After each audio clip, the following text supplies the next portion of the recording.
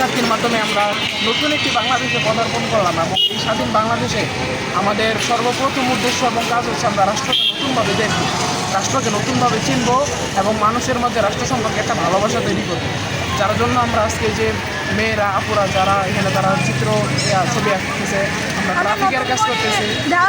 তো আমাদের ইচ্ছা হচ্ছে আমরা গতানুগতিক যে পূর্বের বাংলাদেশ ছিল সেটা পূর্বেই থাকুক, কিন্তু আমরা আজকে থেকে এই 5ই আগস্ট 2024-এর পরে থেকে আমরা বাংলাদেশকে নতুনভাবে মানুষের কাছে উপস্থাপন করি।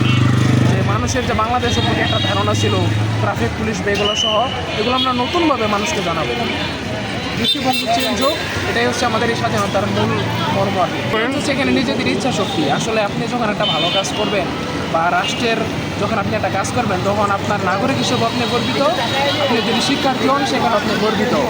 তো এই গর্বিত এবং এই গর্বের জায়গা থেকে মূলত কাজটা করা, যেটা আসলে মানসিক শান্তির উপরে কোনো কিছু হয় না।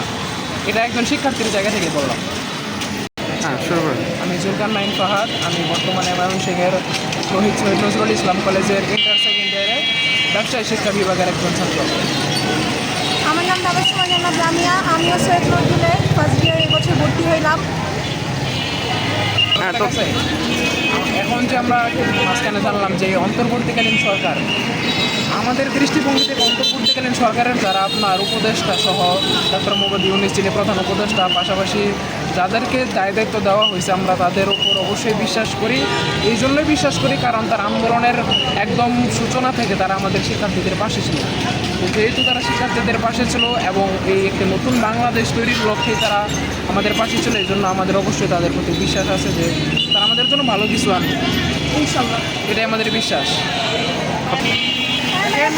আমাদের যেই ছাত্র জনতার যেই পাওয়ার, যেই শক্তি, সেই শক্তি দিয়ে আমরা কিন্তু বিগত 15 থেকে 17 বছরের একজন স্বৈরশাসকের পতন ঘটাতে সক্ষম হই।